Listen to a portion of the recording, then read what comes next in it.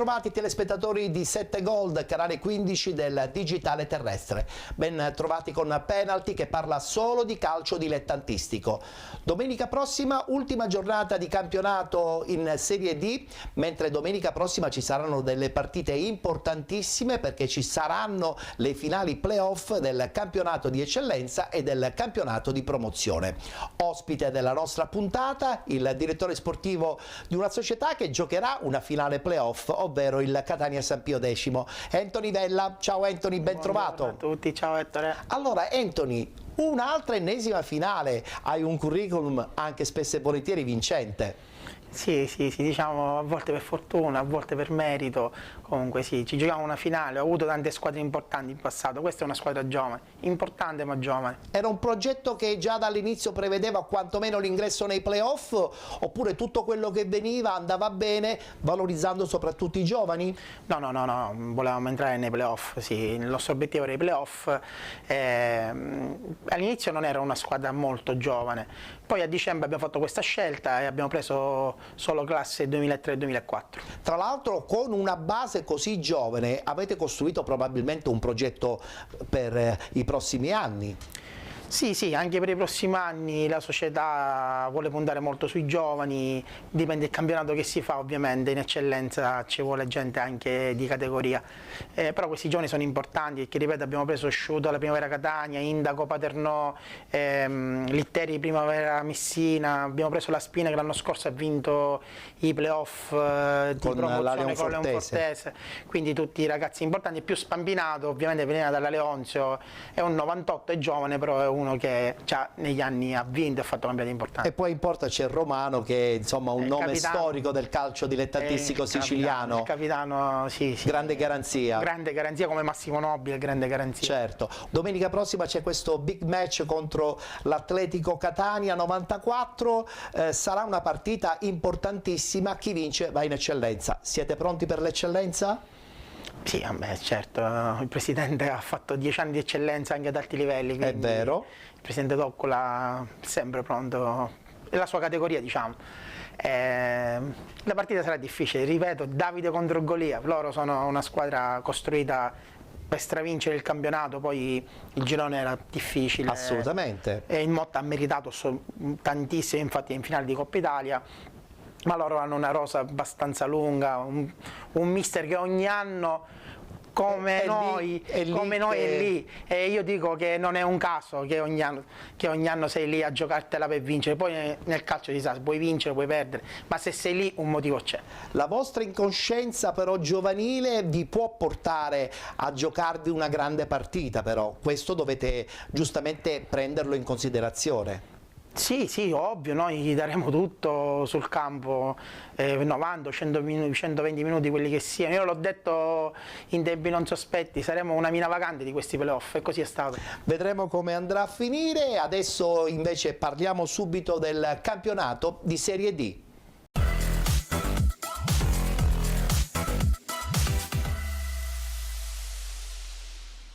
Eccolo qua il tabellino dei risultati: Castrovilla di San Luca 1-1, FC Lamezia Terme batte Città di Sant'Agata 4-3, Canicattì batte Cittanova 2-0, vittoria del Licata 1-0 contro il Ragusa Calcio, San Cataldese batte Locri 1909 1-0, Città di Aciriale batte Paternò 1-0, così come il Real Aversa 1925 che vince contro la Mariglianese 1-0, pareggio tra Vibonese Calcio ed FC Trapani 1-1 ed infine vittoria della Catania, l'ennesima, 2-0 contro il Santa Maria Cilento.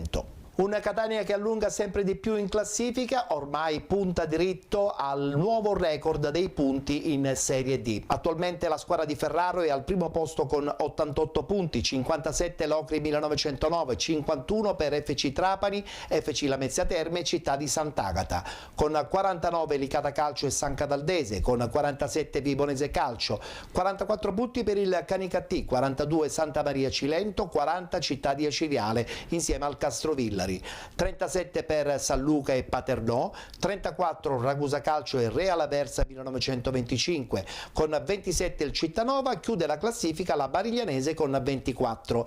Cittanova e Mariglianese matematicamente già nel campionato di eccellenza la prossima stagione. Guardiamo subito il tabellino degli incontri di domenica prossima, domenica 7 maggio, Canicattì Castrovillari, Città di Aciriale, Città di Sant'Agata, FC Lamezia Terme Cittanova, FC Trapani Catania, Santa Maria Cilento Mariglianese, Ragusa Calcio Vibonese Calcio, Real Aversa 1925 Locri 1909, San Luca Licata Calcio ed infine San Cataldese Paternò. Parto subito con la partita che probabilmente dà la possibilità all'FC Lamezia Terme di rientrare nel gruppo dei playoff. Va a vincere una partita certamente non facile contro il Città di Sant'Agata, ma che è successo? Ho l'impressione che la squadra messinese abbia un po' mollato? Sì, secondo me ha un po' mollato. Hanno fatto una grande partita, però... Secondo me hanno già rinunciato anche ai playoff, ho questa sensazione, Vedi... perché i playoff poi alla fine costano, no? I playoff costano e non contano nulla, soprattutto questa è la cosa che più ci amareggia. È la cosa che più amareggia, anche se li vinci ti fa solo da punteggio per un ripescaggio, quindi molte squadre non possono spendere fino a giugno. È vero, è vero. FC Lamezia Terme che era partita almeno sulla carta come la vera antagonista del Catania, poi secondo me hanno mollato abbondantemente ancora prima della metà. Secondo me non c'era un antagonista del Catania in questo campionato. Forse il Catania avrebbe avuto più problemi in un'eccellenza girone B che in questo campionato di Serie D. Addirittura? Sì. Una spanna sopra le altre, sì, indubbiamente. Sì, sì. Indubbiamente. Una battuta veloce anche sul Castrovillari che pareggia in casa 1-1 con il San Luca che farà i play-out. Le squadre calabresi sono sempre quelle che battagliano molto in campo, soprattutto nel campionato di Serie D. Sì, sì, le squadre calabresi alla fine si salvano. Quest'anno speriamo di no perché ci sono le nostre siciliane che si devono salvare. Sono un po' impelagate le nostre siciliane, è vero. Il Campanelle e Paternò ha lasciato un pezzo di cuore, Filippo Raciti che è un grande amico, speriamo che si possano salvare. Parliamo proprio del Paternò che ahimè perde uno scontro diretto importantissimo contro il Città di Aciriale, perde 1-0, d'accordo, ci può anche stare, però è anche vero che adesso dovrà cercare di fare punti a San Cataldo e insomma non è poi tanto facile andare a vincere in terra nissena. Non sarà facile sicuramente, non mi aspettavo questa sconfitta, infatti finita la nostra partita sono andato subito a guardare i risultati, non mi aspettavo neanche la sconfitta del Ragusa Licata onestamente. È vero, però può succedere, questo campionato di Serie D soprattutto nella parte finale regala sempre grandissime emozioni. Guardiamoci le interviste post partita proprio dopo la vittoria della squadra acese contro il Paternò. Non abbiamo giocato bene, la Ciriale ha interpretato bene la partita, era più concentrato di noi, più cattivo di noi, più determinato di noi e bisogna dare atto che quando si gioca così hanno vinto loro la partita, sono stati bravi, pazienza. Ora c'è l'ultima partita e purtroppo dobbiamo andare a San Cataldo dove attualmente è la squadra più in forma del campionato, attualmente è la squadra che ha fatto più punti di tutti. Non sarà facile da giocarsi la partita, speriamo bene perché se non ci svegliamo andiamo incontro a fare i play-out in un modo disastroso perché come mentalità una squadra già che era uscita dai play-out e ci rientra un'altra volta è difficile perché purtroppo poi in questi casi negli spareggi sia per salire che per retrocedere non vince mai la squadra che è quella favorita. Queste sono partite che sono all'interpretazione, chi è più concentrato, più determinato vince. Pazienza, oggi noi sì abbiamo avuto nel secondo tempo qualche occasione per pareggiare la partita, ma tutto lì, alla fine rimane il rammarico per il risultato, questo sì senza dubbio, ma la mia amarezza di più è che 6 undicesimi della squadra non hanno giocato come sappiamo giocare. A me mi dispiace solo questo e non possiamo regalare nessuno. Queste partite sono determinanti e sono più giocate sotto l'aspetto dell'attenzione, della cattiveria agonistica che magari dal punto di vista del bel gioco, quindi siamo contenti di aver fatto il risultato pieno perché era quello che contava e poi abbiamo ovviamente messo anche la ciliegina nella torta col gol e siamo tutti felici per questo risultato. Bisogna stare attenti, purtroppo domenica abbiamo preso un gol su una palla inattiva e ci siamo dimenticati i loro difensori, purtroppo sono sbagli che si fanno, li fanno anche in Serie A, pazienza, però devo dire che onore alla Cireale che ha vinto la partita, buon per loro. Forse siamo venuti fuori nel momento in cui serviva e questo fa piacere, perché ovviamente come hai già fatto tu l'appunto sugli scontri diretti, ci sono anche non alibi, perché non mi avete mai sentito dire mi manca questo, mi manca quello per colpa di questo, per colpa di quello. Però sicuramente le partite dove ci siamo giocati qualcosa di importante, se andate a guardare anche le formazioni che sono scese in campo, le abbiamo affrontate sempre con 5-6 under e questo inevitabilmente l'abbiamo pagato in 2 partite particolari, San Luca e Aversa, con scarse prestazioni, mentre con le altre abbiamo peccato di ingenuità, perché abbiamo perso dei punti inutili col Castrovillari, dove potevamo fare molto di più ma non ci siamo riusciti. Abbiamo perso dei punti inutili con le altre squadre, dove non abbiamo disputato, diciamo, partite o prestazioni negative, ma siamo andati sotto proprio perché l'assenza di gente esperta, la gente che sa gestire determinate partite e soprattutto sa gestire sotto l'aspetto mentale determinati momenti della gara, l'abbiamo pagata a caro prezzo. Posso dire solo questo, che la partita noi l'abbiamo persa perché non abbiamo giocato come sappiamo giocare, a prescindere chi gioca, se gioca Picciollo, se gioca Traoré, se gioca Bellia o gioca l'altro. Noi abbiamo perso perché non eravamo quelli di prima, purtroppo è così.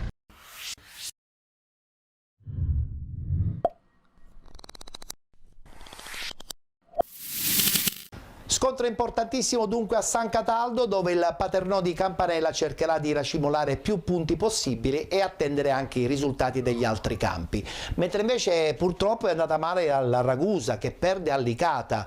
La squadra di Raciti si trova certamente in una posizione molto pericolosa. I play-out sono già in maniera forte evidenti in quello che potrebbe essere il prossimo futuro per la squadra iblea. Secondo me loro i problemi si sono creati durante l'anno.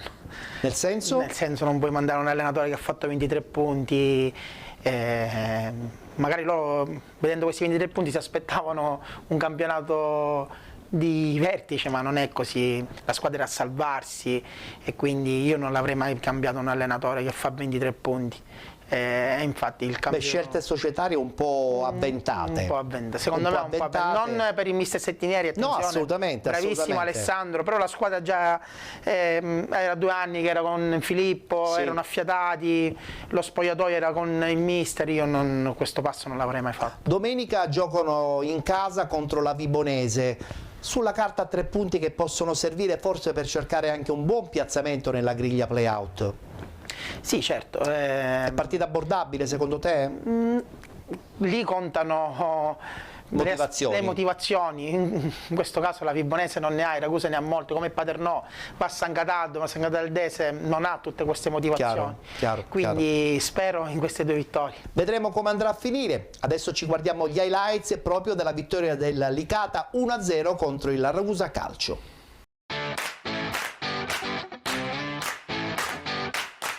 Ultimi 180 minuti e verdetti ancora da definire sia per il Licata che insegue il sogno playoff, un po' ostacolato dopo la sconfitta di Trapani, ma lo stesso fa il Ragusa, che però insegue un obiettivo diverso, ovvero quello della salvezza diretta o di una posizione dei playout migliore rispetto a quella attuale. Saito! Il Licata è in vantaggio, gol numero 7 di Leonardo Saito, trovato dalle retrovie ed è stato freddo, glaciale. Subito per Cacciola, tra i più serviti sulla fascia sinistra, cross basso in aria con la coscia, Orlando sbaglia dal limite, Meola in 2 tempi Valenti non riesce però a labbrangare imprese, quindi c'è il corner, si allontana Randis, va Di Stefano alto, il cross, attenzione, si sono dimenticati di un avversario, c'è l'intervento puntuale in scivolata su Napoli di Valenti. Palla Rotulo, il salvataggio ancora una volta di Peter Resi. Orlando, altro pallone per Rotulo che trova Cappello. Cross in mezzo, la tocca Calaiò, poi arriva Napoli, Valenti salva sul tiro di Napoli, ci ha messo i guantoni, altro cross in mezzo, palla che schizza dalle parti di Meola, alto, Saito prova a cercare il fondo, arriva il pallone in mezzo, Minacori, alto, Asata può sfruttare la sua velocità, l'inserimento di Cappello, riceve Cappello, Ouattara, la parata di Peter Resi ha salvato il risultato. Era un tiro abbastanza semplice quello di Ouattara, intanto non è finita. Asata, il tiro, e arriva il triplice fischio, game over a Liotta, è finita. Licata 1, Ragusa 0. Il Licata prova ad inseguire ancora il sogno playoff, invece quasi notte fonda per il Ragusa, che perde l'ennesimo treno verso la salvezza e dovrà appunto vedersela negli ultimi 90 minuti di gioco. Chi si è salvato, e devo dire anche meritatamente, è il Canicattì. Nessuno dava la squadra agrigentina salva già abbondantemente da qualche settimana, anche se i punti sono arrivati proprio con questa vittoria contro il Cittanova. Che ne pensi del campionato del Canicattì? Anche lì c'è stato il trambusto di allenatori che vanno e che vengono. Ma lì hanno preso un grande allenatore. Pidatella. Sì, il mister è bravissimo. Attenzione, perché comunque Bonfatto aveva fatto bene per il gruppo di squadra che aveva. Adesso io non voglio difendere nessuno, ci mancherebbe, però io credo che per il gruppo squadra che disponeva Bonfatto i punti li aveva fatti, non ha consegnato la squadra all'ultimo posto. No, completamente, però io conosco il mister Pidatella, so come lavora in settimana, il gruppo lo tiene sempre a 2000, quindi... Su questo condivido, perché è vero, ha una idea di calcio battagliera, e soprattutto in questo campionato di Serie D è fondamentale, no? Fondamentalissimo. Guardiamoci proprio l'intervista che ha rilasciato mister Pidatella dopo la vittoria contro il Cittanova.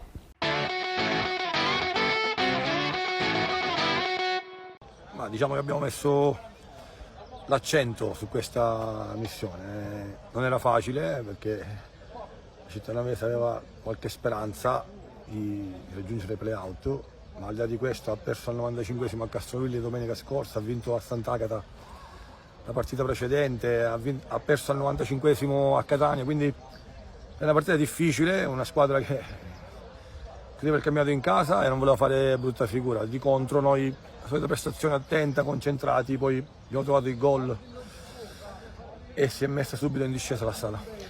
Diciamo che siamo contenti per loro.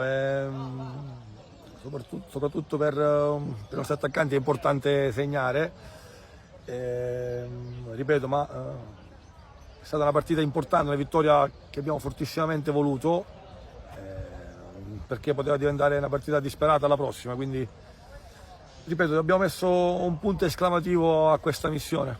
Credo che sia la salvezza di tutti quelli che hanno lavorato per il Canicattì dall'inizio ad oggi. È la salvezza di una società che ha sempre creduto a questo obiettivo, è la salvezza dei ragazzi e dello staff, è la salvezza di molti ma non di tutti, quindi siamo felici, siamo strafelici, perché per molti eravamo la preda indiscussa. Io dico sempre, nel calcio non vincono mai i più forti, ma vincono sempre i più bravi.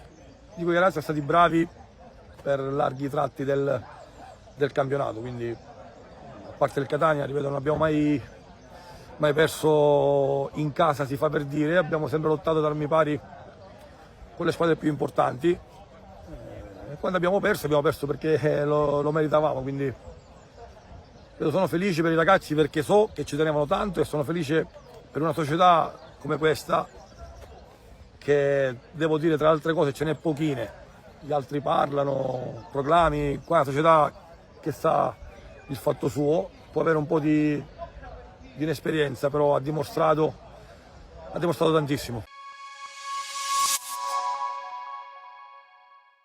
Abbiamo parlato della San Cataldese, che vince addirittura fuori casa, in casa della rivelazione Locri. Com'è possibile che questo Locri, insomma, che nessuno si aspettava, è arrivato secondo, ha dato filo da torcere a tutti, Catania compreso? Sì, il Locri è una squadra di un mix giovani e grandi, un bravo allenatore, e la piazza fa tanto, perché in Calabria, ripeto, è difficile giocare. È difficilissimo.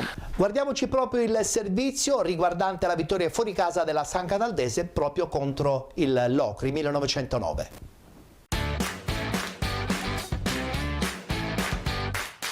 Spettacolo di gioco al Macri tra l'Ocri e la San Cataldese, con non tanto classiche formazioni messe in atto dai due tecnici, se si pensa che quella di Mancini va a ricalcare le solite, ma con un adeguamento quasi a specchio alla formazione verde amaranto della Sicilia. Ianni tra i pali, da destra Luca, qui non Baie e Paviglianiti, con Dodaro e La Rosa che lasciano Romero a svincolare di qua e di là, e Ficara, Carella e Chiricosta a completare il tridente d'attacco. Dall'altra parte invece Dolenti tra i pali, con Reichichi, Brumà, Oppizzi, D'Agata e poi Calabrese e Tuccio a rimanere larghi per lasciare spazio a Zerbo, che deve così fare da anteprima a Garzia, Bonanno e Baglione. Arbitra la signora Bazzo di Bolzano, coadiuvata da Romano di Nola e Martone di Monza.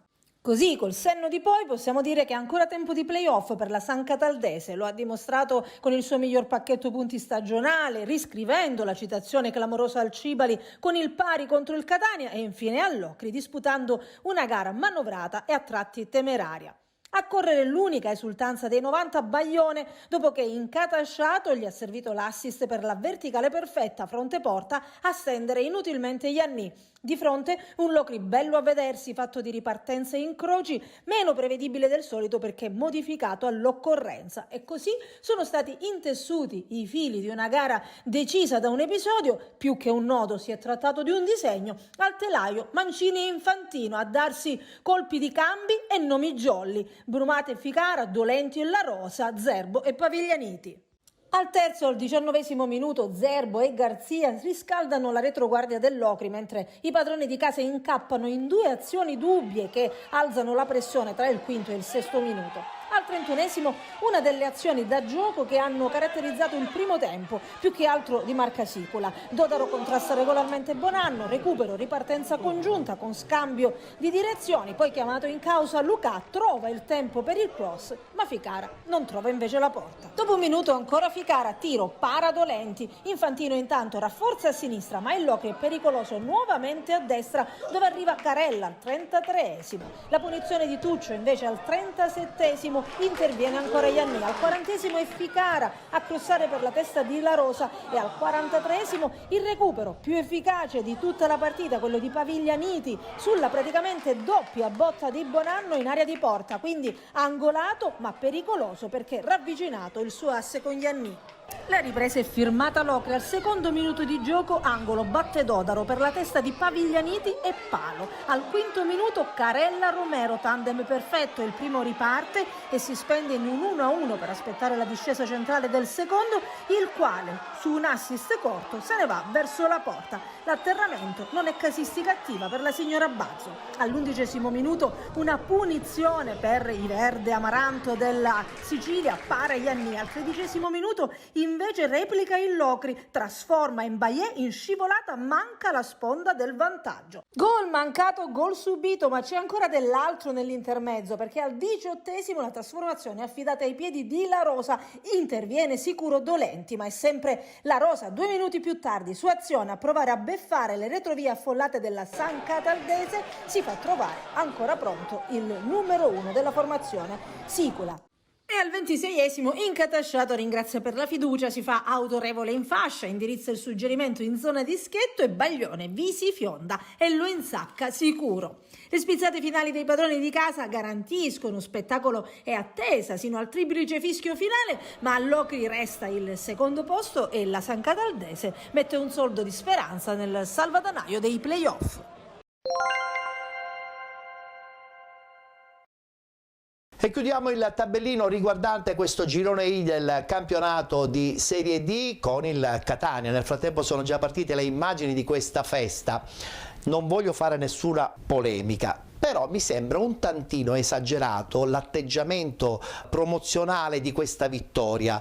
Alla fine hanno vinto solo un campionato di Serie D. Sappiamo benissimo come ci sono arrivati, però io credo che volare basso anche in un campionato di Serie D, secondo me doveva essere anche un modo per essere un po' più umili, o sbaglio? Non lo so, Ettore, guarda, secondo me così stanno creando molte aspettative per il prossimo campionato. Ora è peggio per loro però, ora la gente si aspetta tanto.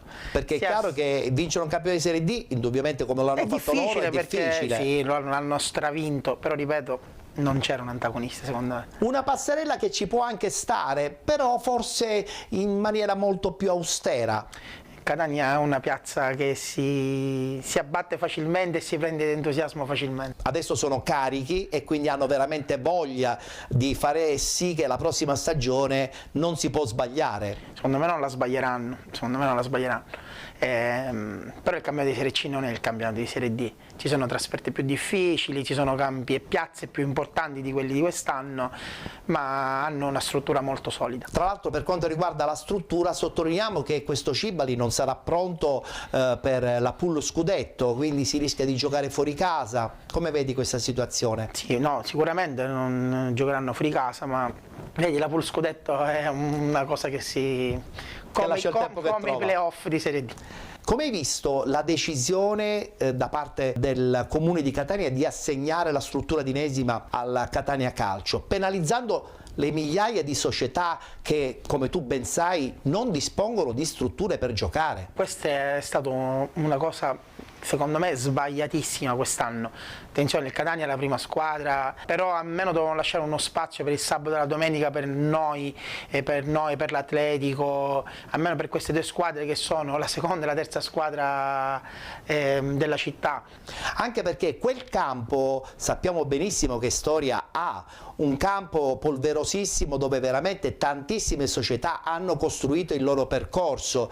Adesso vederselo sfuggire soltanto perché è stato rimesso a nuovo, una scelta un po' affrettata. Quel campo secondo me doveva rimanere a disposizione delle numerosissime società del calcio dilettantistico catanese. Me ne assumo la responsabilità dicendo questo.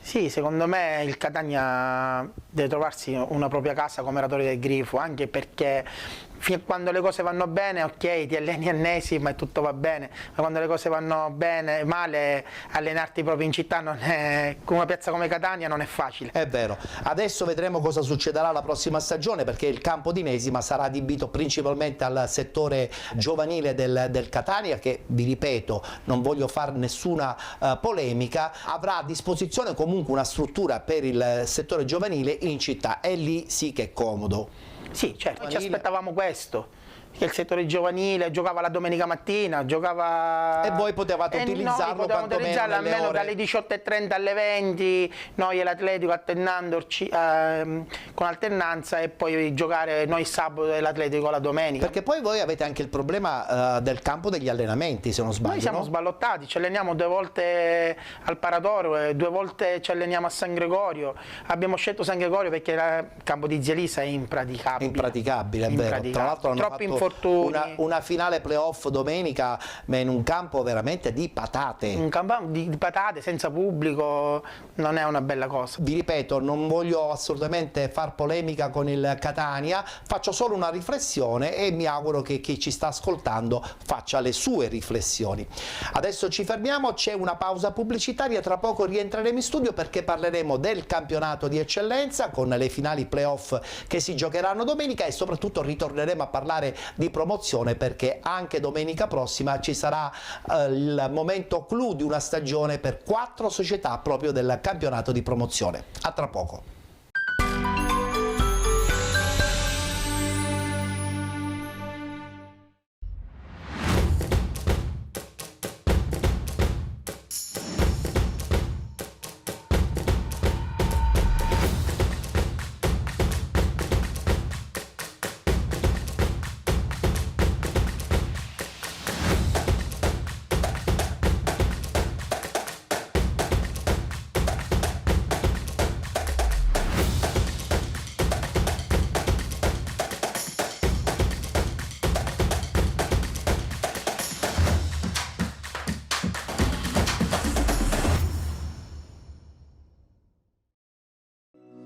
Benvenuti da Giada Immobiliare.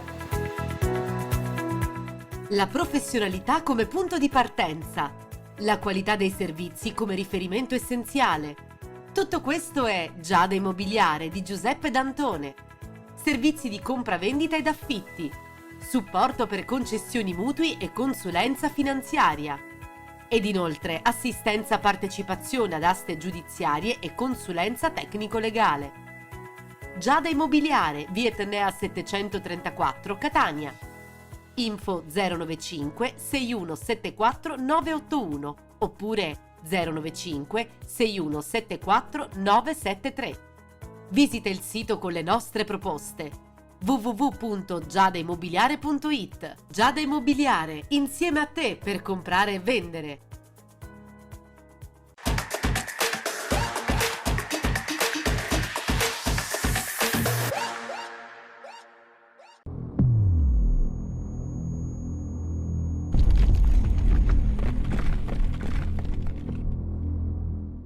Eccoci rientrati, seconda mezz'ora della nostra trasmissione, siete con Penalty, tutto il calcio di cui il calcio vero non parla mai. Prima parte dedicata al campionato di Serie D con questo Catania che è volato ormai da parecchie settimane verso la Lega Pro, sperando di non ritrovarcelo più nei campionati dilettantistici, perché questo un po' depista anche i progetti delle squadre dilettantistiche. Certo, sì, un po' sì. Quest'anno in molti hanno puntato più sull'eccellenza, anche sugli ingaggi. Ma ci sono stati ingaggi spaventosi in eccellenza, falsandolo un po' il campionato anche di eccellenza, credo. Sì, parlo del Modica, il Taormina, il Siracusa. Forse l'unica che non ha speso più di tanto e poi il campionato l'ha vinto è la Nuova Igea. Sì, no, quella che secondo me ha speso meno, sì, la Nuova Igea sì, ha fatto un campionato, non ha speso quanto loro, ma un premio secondo me va alla Leonzi. Assolutamente, ma di questo parleremo, perché prima dobbiamo parlare del Girone A. Eccola qua la schermata con la vittoria importantissima del Pro Favara 3-2 contro la Don Carlo Misilmeri, e sarà proprio il Pro Favara a giocare ad Enna la finalissima. Chi vince va a giocarsi le finali playoff nazionali, e su questo insomma dovremmo anche aprire un altro capitolo, perché sì, hai vinto i playoff, ma ti dovrai giocare un'ulteriore partita di semifinale, con il rischio addirittura di andarti a giocare la finalissima con la vincente, che potrebbe essere l'altra siciliana. Sì, speriamo che ci arrivino le due siciliane. L'Enna ha qualcosina in più del Pro Favara, invece tra Siracusa e Taormina sarà una bella partita. Sarà una bella partita. Bene, allora a questo punto guardiamoci proprio il post partita del Pro Favara, che vince 3-2 contro la Don Carlo Misilmeri. Una mezza delusione per la squadra palermitana.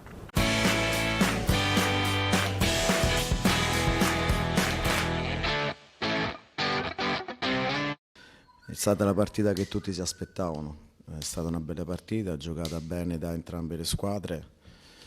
Io sinceramente devo fare complimenti ai miei ragazzi per tutto quello che hanno fatto, perché credo che abbiamo disputato una grandissima partita e poi magari alla fine il risultato mi sembra anche un pochino bugiardo per le palle gol create e non sfruttate. 2 tiri in porta, 2 gol e c'era anche il rischio di alla fine di capitolare sul pari, quindi bene così, sono contento di quello che stiamo facendo, sono contento dei ragazzi perché se lo meritano, e adesso penseremo all'altra partita che la giocheremo a testa alta. Credo che abbiamo disputato un grandissimo campionato, partite bellissime come l'abbiamo fatto oggi, i ragazzi sanno l'importanza di quello che stiamo facendo, ci tengono tantissimo di continuare questa avventura e in campo hanno dato l'anima, chi stava male, chi dolore, però nessuno ha mollato niente, perché è giusto così, perché bisogna anche saper soffrire se poi alla fine si vuole raggiungere qualcosa di importante. Ma dietro a questo devo dire che c'è un lavoro importante non solo da parte della squadra ma di tutto lo staff della società, mister Mancuso, mister Vetrano, la società che è sempre vicina con Tino Longo. Adesso diventa interessante, importante, perché adesso c'è una partita che ce la vogliamo giocare a viso aperto, sappiamo e conosciamo abbastanza bene l'Enna, loro sicuramente conoscono noi e quindi sicuramente chi ha più fame e più voglia alla fine riuscirà a passare questa finale. Sicuramente hanno meritato di raggiungere la finalissima, e l'ammarico nostro è quello di magari aver concesso la prima mezz'ora, i primi 40 minuti, essendo un po' timorosi e lasciando un po' la supremazia territoriale al Pro Favara. Poi alla fine dei conti il secondo tempo siamo venuti un po' fuori, abbiamo giocato molto meglio, sciolti, abbiamo creato qualcosina in più, certo abbiamo lasciato il contropiede al Pro Favara, ma era inevitabile visto i 2 gol subiti in maniera abbastanza superficiale, e quindi rimane il rammarico di non aver magari avuto la concentrazione giusta di tenere la partita in bilico e giocarcela fino in fondo. Per quanto riguarda il primo posto, è stato un testa a testa dall'inizio alla fine tra Agragas e Enna, e poi alla fine l'ha spuntato sicuramente l'Agragas, che è stata più concreta e più continua. Pro Favara e il Misil Meri hanno dato anche battaglia per aggiudicarsi un posto ai playoff, e chiaramente andando fino in fondo poi chiaro ci sono partite tutte impegnative, come lo sarà domenica ad Enna per il Pro Favara. Per quanto riguarda i play-out di questo girone A del campionato di eccellenza, eccola qua la schermata, retrocedono nel campionato di promozione il Cus Palermo e la Nuova Città di Gela. Leonfortese che vince 2-0 proprio contro il Cus Palermo, guardiamo gli highlights e anche le interviste post partita.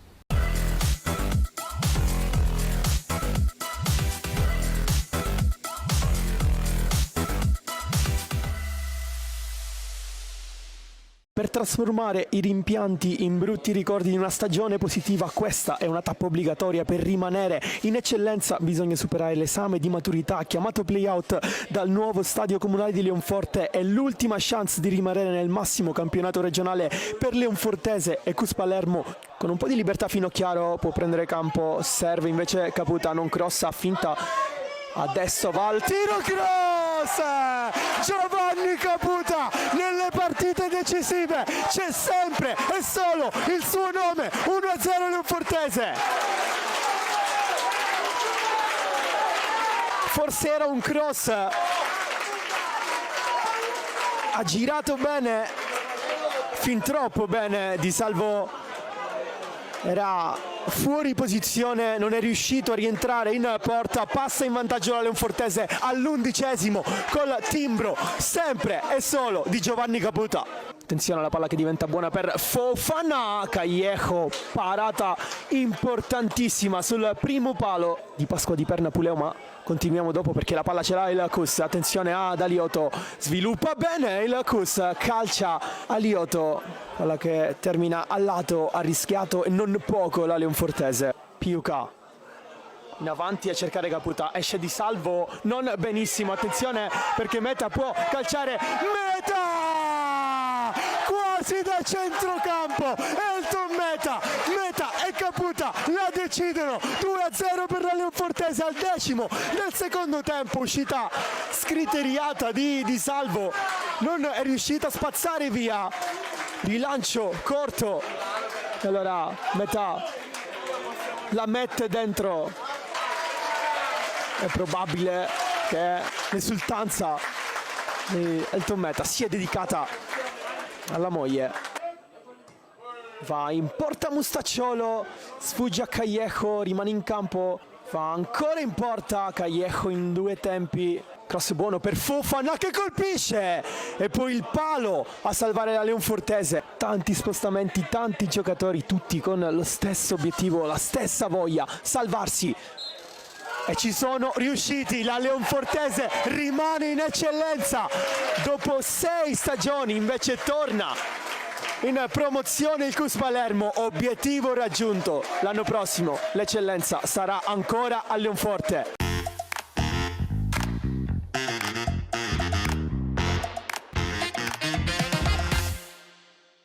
La salvezza vale tanto perché sicuramente ripaga i sacrifici che un pugno di pazzi tutti gli anni ci carichiamo sulle spalle, e lo vedete qua, non abbiamo pubblico, non abbiamo tifosi, non abbiamo niente. Tra l'altro lottiamo tutte le settimane anche con difficoltà organizzative. La settimana scorsa c'è stata quella vicenda del campo chiuso, quindi in questo momento mi verrebbe da dire che mi dimetto, perché è una cosa su cui penso da diversi mesi, perché a queste condizioni noi non ripartiamo più, questo lo anticipo, in maniera tale che chi deve assumersi qualche responsabilità inizi ad assumersela, anche perché a fine mese ci sono le elezioni qua a Leonforte ed è giusto che la politica scenda in campo, perché fare affidamento sull'imprenditoria leonfortese non esiste, perché non so chi l'ha notato, gli sponsor che permettono a questa società di andare avanti sono tutti sponsor di fuori, quindi questo va detto e va ribadito. Di contro abbiamo il problema anche organizzativo, quindi chiediamo sin d'ora alla politica, a fine mese ci sarà un nuovo sindaco a Leonforte, chiediamo alla politica di scendere in campo, perché altrimenti la Leonfortese potrebbe anche addivenire a delle decisioni non dico eclatanti, perché stiamo vedendo che interessa a poco, interessa a pochi la Leonfortese, però potremmo arrivare a delle decisioni non indifferenti, perché arrivano proposte, arrivano inviti, arrivano come si suol dire, sirene da tutti i lidi. Non vi dico che ci credevo fin dall'inizio, i ragazzi mi hanno sostenuto e mi hanno dimostrato che è un gruppo che si può chiamare tale. Io, scusate l'emozione, non ho nulla da dire, devo fare solo 2 ringraziamenti alla mia famiglia, che mio papà mi ha supportato in questo periodo lasciando lavoro, lasciando tutto, e l'unica cosa che mi ha detto è: fai quello che ti piace fare, lo sto facendo e grazie di cuore a tutti quelli che mi sono stati vicini.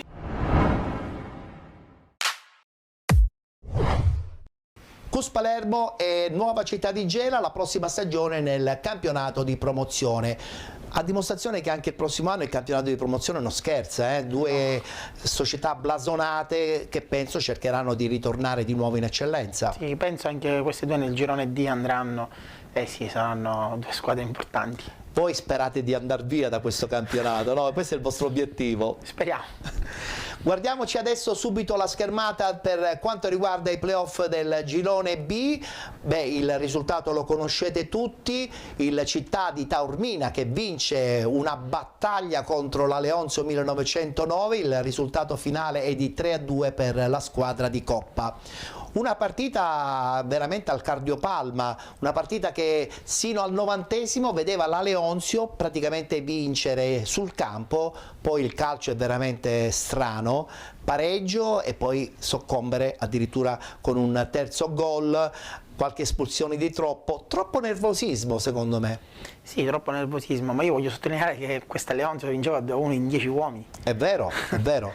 Un merito va al mister Serafino veramente, perché per me è lui il vero vincente di questo campionato girone B. Ennesimo capolavoro, perché nessuno lo dava quantomeno nei playoff agguantati l'ultima giornata, però è anche vero che c'era arrivato con tutti quei punti. È anche vero che c'era il Modica. E c'era soprattutto il Modica.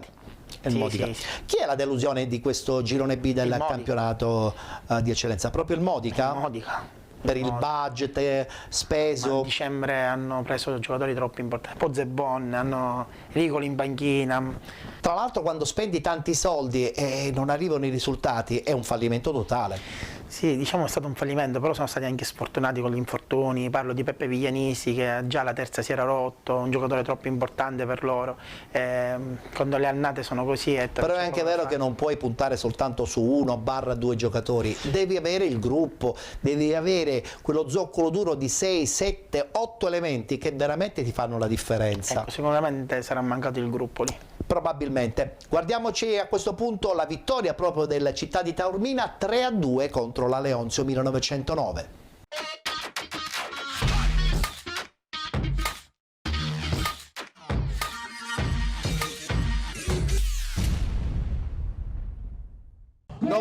Minuti che possono decidere una stagione, con la vincente di questa sfida che andrà a giocarsi la finalissima in casa del Siracusa il 7 maggio, match dunque importantissimo tra 2 squadre che faranno ovviamente di tutto per strappare il pass per la finale. Rimessa laterale per Urso, batte adesso, recupera palla Lucarelli che calcia col sinistro. Carbonaro stoppa il pallone, si appoggia adesso da Leone ancora per Ricca se la sposta sul sinistro, Ricca col sinistro, Cernigliaro, ottima la risposta del portiere del Taormina, ancora Leonzio con Urso che crossa Lucarelli, ce l'ha sul sinistro, uno sguardo al centro, Lucarelli decide di allargare sul settore di sinistra dove c'è Di Mauro, cross al centro, qui a cercare Lucarelli, pallone che passa e arriva il gol del Taormina. Autogol qui di Urso che è intervenuto su questo cross di Charlie Famà.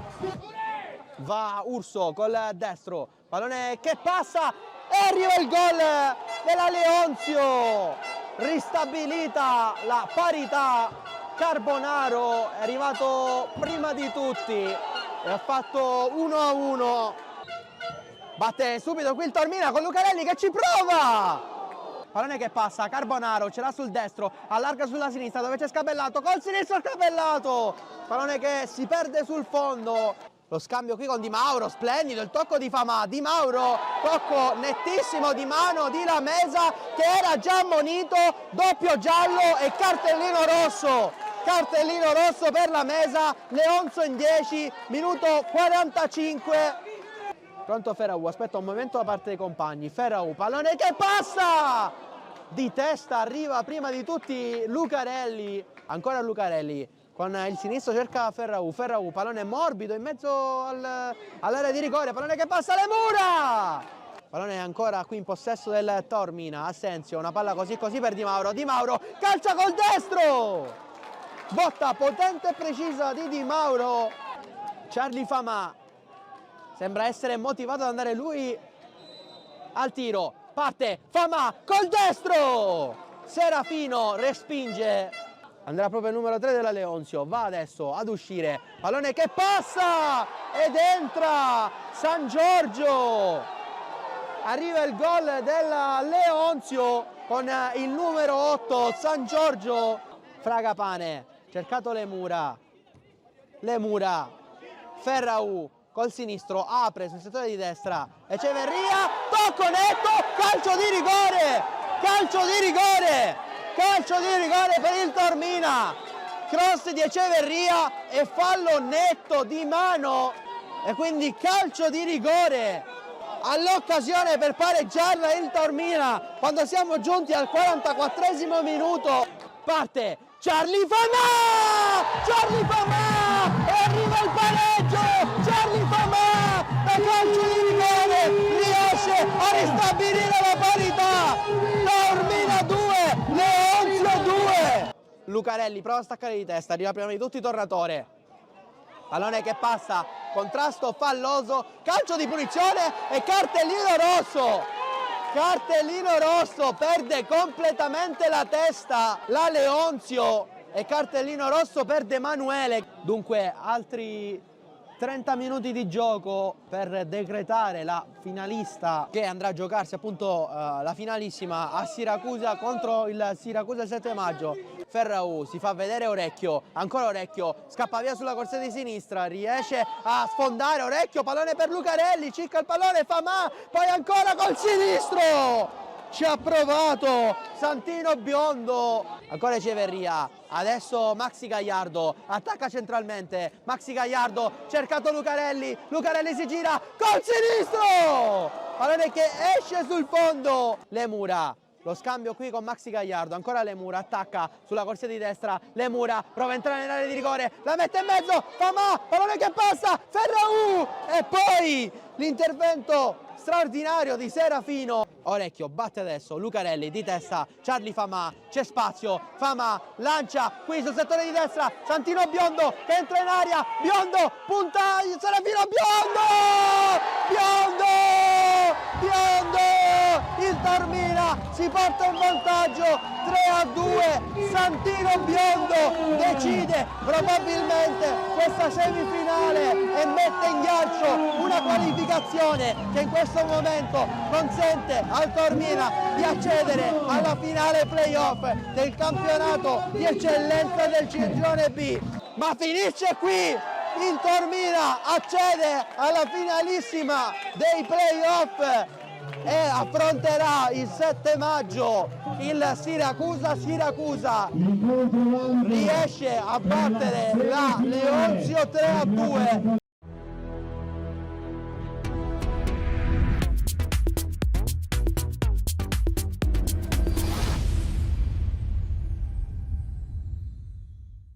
Caro Anthony, ma a questo punto ho bisogno di un pronostico finale perché la partita tra Siracusa e Città di Taormina è da prendere con le pinze però. Sì, è una partita da prendere con le pinze, il Taormina ha una grande squadra, però il Siracusa secondo me, a parte il doppio risultato, ha gente come Santo Privitera, Pettinato, gente che vincono campionati quasi ogni anno. Questo è anche vero, hanno lo zoccolo duro vincente ormai da parecchie stagioni. Sì, questi giocatori, ripeto sempre, non a caso ogni anno arrivi là. Secondo me il Siracusa dovrebbe farcela. Vedremo come andrà a finire, Voglio parlare di promozione nella parte finale della nostra trasmissione, lo facciamo giustamente con Anthony Vella, direttore sportivo del Catania San Pio X, che giocherà la finalissima contro l'Atletico 94. D'accordo, sulla carta loro sono forse leggermente avvantaggiati perché hanno una squadra matura, pronta a battagliare, ma dalla vostra c'è questa incoscienza giovanile, perché avete una squadra, come hai detto bene tu, giovanissima. Sì, abbiamo una squadra giovanissima, loro, ripeto, loro sono forti, a parte il mister, la società ha una struttura importantissima. Basta pensare che 9/11 di loro l'anno scorso hanno vinto con le Alaci, quindi sì, senza passare dei playoff soprattutto.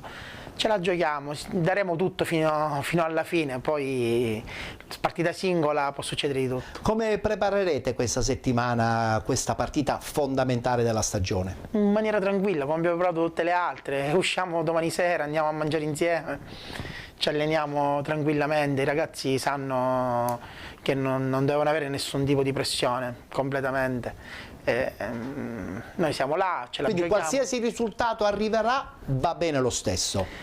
Ovviamente siamo qua, vogliamo vincere. Chiaro, è logico, ci mancherebbe. Vogliamo vincere, metteremo tutto in campo per vincere, però è anche vero che siamo arrivati qua grazie a un grande lavoro. Qual è stato il momento più importante, quello dove avete veramente compreso che quest'anno, insomma, dovevano giocarsela tutti anche con il Catania San Pio X? Dopo la partita col Belpasso in casa, lì abbiamo capito che nessuno era più forte di noi. Che soddisfazione è per te raggiungere ancora una volta un momento clou della stagione con una finale?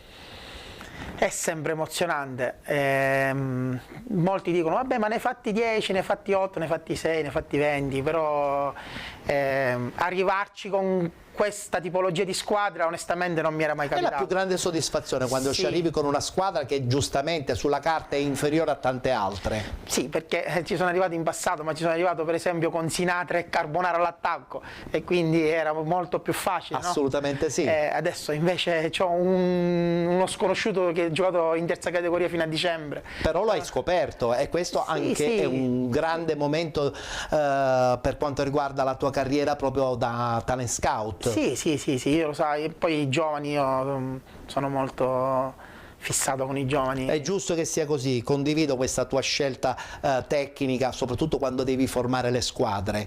Per esempio questa squadra, sì, d'accordo, è nata a giugno, però poi gli aggiustamenti sono arrivati tra dicembre e gennaio. Sì, a dicembre abbiamo sistemato, abbiamo ringiovanito, è andato via Palazzolo perché Pietro è un grande giocatore. Assolutamente, non lo sottovalutiamo noi. Sì, è andato Pietro Palazzolo via, è andato via Divenuto, Finocchiaro e abbiamo fatto questa scelta di prendere solo 2003-2004 a parte che abbiamo preso Spampinato dalla Leonzio. Insomma, avete preparato una stagione consci che dovevano giocarsela anche con il Catania San Pio X. Sì, certo. E questo succederà nel big match proprio anche di domenica contro l'Atletico 94. L'altro big match per quanto riguarda l'eventuale squadra che raggiungerà il campionato di eccellenza si giocherà tra la vincente del Girone A e la vincente del Girone B. Girone A e Girone B, una finale inaspettata. 2 neopromosse, Accademia Trapani per il Girone A, l'Aspra per il Girone B. Ed è la dimostrazione che veramente quando c'è organizzazione, determinazione ed entusiasmo, i risultati arrivano. Sì, ma non solo nel girone A e B, anche la San Pio viene dalla prima categoria. Certo, anche voi siete neopromossi. Anche la Russo veniva dalla prima categoria in semifinale di Coppa. Adesso non so come finirà questa debacle. Però vedremo. Sì, siamo qui per gustarci comunque una domenica importantissima, non soltanto per l'eccellenza ma anche per il campionato di promozione. Tra l'altro ricordiamo anche un'altra cosa importante, che domenica ci sono state le semifinali della Coppa Italia proprio del campionato di promozione, dove la squadra del Motta, l'FCM 2011 Mister Bianco, raggiunge la finale perché perde soltanto 3-2 contro la squadra del Fulgatore, mentre invece l'altra partita è stata sospesa tra il primo e il secondo tempo. Parliamo di RSC Riposto Super Giovane Castelbuono, partita sospesa, l'arbitro si dice sia stato colpito nel corridoio che porta agli spogliatoi. Tutto questo ci lascia un po' spiazzati. Se dovesse essere confermata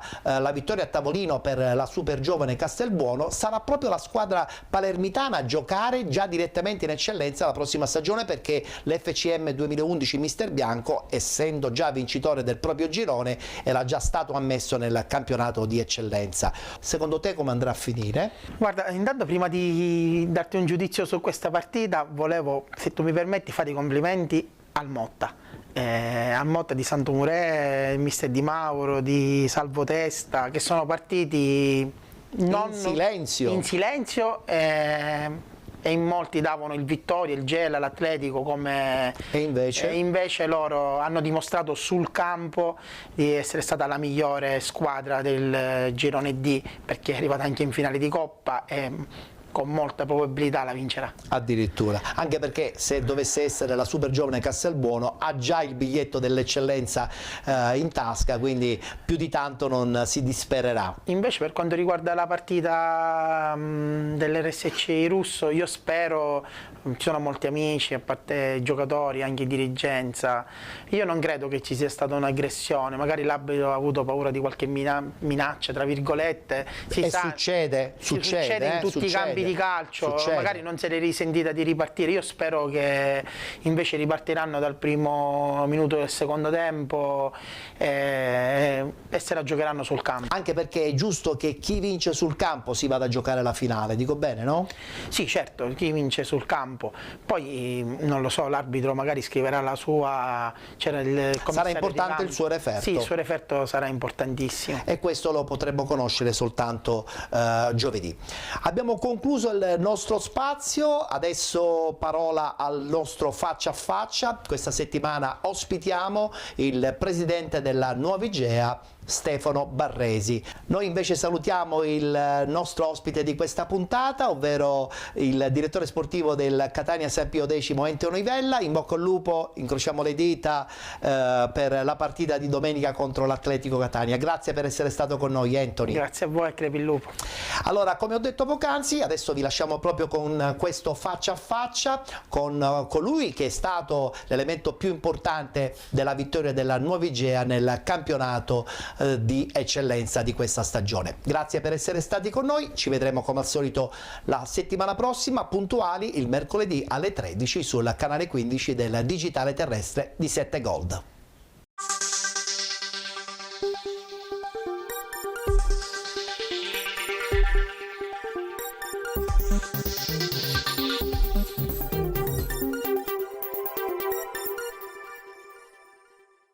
Bentrovati nel consueto spazio dedicato al faccia a faccia all'interno di Penalty. Questa settimana ospitiamo Stefano Barresi, presidente della Nuova Igea Virtus. Salve presidente, ben trovato. Buonasera. Ancora galvanizzato dalla bella vittoria della stagione, no? Sì, è stata una bellissima vittoria, veramente inaspettata ma bellissima. Vogliamo conoscere questa settimana l'altro lato del presidente Stefano Barresi. Ecco, per esempio, la prima domanda. Stefano Barresi, al di là del calcio, chi è e che cosa fa? Allora, io lavoro con la società di mio fratello e abbiamo un centro scommesse a Terme Vigliatore. Sempre dentro il mondo del calcio? Sì, ora ovviamente in Serie D dobbiamo un po' modificare qualcosa perché giustamente la Serie D viene quotata e quindi vediamo un po' un attimino. Ha mai valutato un giocatore o un dirigente dal sentito dire? Sì. Qualche giocatore sì. Possiamo fare qualche nome? Sì. Idoyaga. Ah, addirittura. Beh, grandissima stagione. Sì, è stato fantastico veramente. A chi vuole dedicare questa bella vittoria di questa stagione? Ci sarà sicuramente qualche familiare, qualche amico, qualche persona cara. Vabbè, diciamo che la dedico alla mia famiglia, mia moglie e mia figlia, che tutte le domeniche l'hanno sopportata. mangiano soli a casa, soprattutto quando siamo in trasferta, e quindi la dedico a loro, soprattutto a loro. Poi ovviamente diamo per scontato i tifosi che ci hanno seguito tutto l'anno con grandi sacrifici. Con grandi sacrifici. Ma lei come trascorre il suo tempo libero? Cinema, teatro, computer? Cioè, la sua giornata, al di là del Barcellona Pozzo di Gotto calcio, come viene vissuta? Vabbè, a parte che generalmente quando c'è il campionato seguo gli allenamenti, quindi sono spesso allo stadio, sono molto presente. Però nel suo tempo libero Però il mio tempo libero ci sarà. Sì, ogni tanto faccio qualche partita a calcetto, sono al lavoro, quindi il tempo lo passo là, magari c'è qualche biliardo, calcetto, insomma ci passiamo il tempo, passa il tempo in queste cose, diciamo. Presidente, ma da bambino lei ha immaginato che avrebbe vinto da dirigente un campionato importante con il Barcellona Pozzo di Gotto? Beh, per me è un sogno che si realizza, perché io, diciamo, sono figlio di immigrati, mia mamma e mio padre lavoravano in Svizzera e quindi a 5 anni ci siamo trasferiti in Italia e abitavo proprio di fronte allo stadio del Quindi Contres. questo feeling è nato da bambino? Da bambino mi ricordo c'era la buonanima di Don Gaetano Arcoraci che mi faceva entrare, io piccolino entravo sotto le gambe, avevo 8-9 anni già allo stadio. I campi erano polverosi però? Sì, allora polverose. Allora lei è proprio partito dall'inizio e questa è sicuramente una bellissima ricordo la tribuna ancora con i ferri innocenti, i tubi innocenti e le tavole di legno. Stiamo parlando almeno di 40 anni fa, forse anche di più. Di più. Ne ho 57, quindi quindi tantissimo tempo. Anni fa. Chi sono, se ne ha, i suoi nemici? Nemici non ne ho perché io cerco sempre di intrattenere buoni rapporti con tutte le società, quindi generalmente non ne ho. Ogni tanto litigo con qualcuno, però poi ci faccio subito pace, vedi lo re. Ci siamo sentiti in settimana. Ma ha trasformato la sua capacità dirigenziale negli anni? Cioè, rispetto a un paio di anni fa, come si vede adesso? Ma adesso più riflessivo? Sì, ma molto prima ero troppo infuocato, ora diciamo che venivo da un ambiente ultra, perché sono stato ultra del Liceo, quindi venivo da quell'ambiente, quindi la mentalità era quella. Però negli anni ora ho maturato il discorso pure per il presidente. È un ruolo istituzionale, quindi anche se io siedo spesso in panchina, ma evito di polemizzare. Io fine partita, non so se ci sono le immagini, si vede chiaro che fine partita vado a salutare Betta e non vado ad esultare, perché per me il prima è la cavalleria rispetto alle società che vengono ospitate. Per chiudere, una domanda che secondo me è logica per uno che vive il mondo del calcio. Che rapporto c'ha con la tecnologia, per esempio, che rapporto c'ha anche con i social? Ma io social, diciamo, non sono molto social. Ho tutti i social, Instagram, Facebook, però lei è moderno, ma le utilizza poco. Li utilizzo solo per la squadra e basta, non per altro, perché diciamo ho molto impegno al lavoro, avendo un centro scommesse, quindi lavoro sempre col computer, quindi spesso sono là, risultati, partite. Figurati che spesse volte non guardo neanche le partite di calcio. Però è servita la tecnologia, adesso anche applicata nel mondo del calcio. Il match analyst, per esempio, è una figura che sta diventando sempre molto importante dal punto di vista tecnico. Sì, noi l'anno scorso avevamo un ragazzo che era da di Terme Viadore, dove ho il centro scommesse, che Fabio Alesci, che ci faceva il match analyst sopra, è abbastanza allora una società che comunque è a passo con i tempi. Sì, vabbè, cerchiamo di organizzarci sempre e comunque per cercare di vedere un passo avanti. Non è facile, perché giustamente combattere con tante cose non è semplice. Infatti ora vediamo se riusciamo a ristrutturare la società con qualche altro nuovo ingresso, se sarà possibile, ovviamente di persone per bene, perché noi siamo 7 soci, 8 soci, che sono persone tutte, amici, familiari. Infatti sabato abbiamo festeggiato tutti in famiglia con la squadra e con le mogli, fidanzate. Rimandando il tutto alla prossima stagione. Ovviamente, ora dai suoi occhi vedo tantissima felicità, tantissima voglia di ritornare in campo, come se insomma la stagione precedente fosse durata veramente 10 minuti, invece è durata tantissimo, è stata lunga, è stata travagliata, però la determinazione è talmente grande che ha veramente tanta voglia di ritornare presto di nuovo in campo. Certo, vabbè, la Serie D dico è già una decina di giorni, 15 giorni che abbiamo finito, 20 giorni, quindi ora non so il preciso giorno che abbiamo finito, non ricordo, il 16, e quindi già una quindicina di giorni che abbiamo finito e dobbiamo ora iniziare a pensare alla stagione prossima che verrà.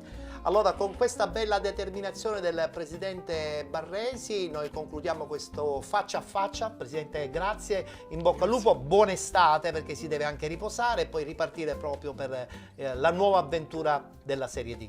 Riposare poco, dobbiamo pensare ora a costruire la squadra. Benissimo, allora buon lavoro e grazie anche a voi che ci avete seguito per questo ennesimo appuntamento del faccia a faccia. Questa settimana con il Presidente della nuova Igea Virtus di Barcellona Pozzo di Gotto, Stefano Barresi.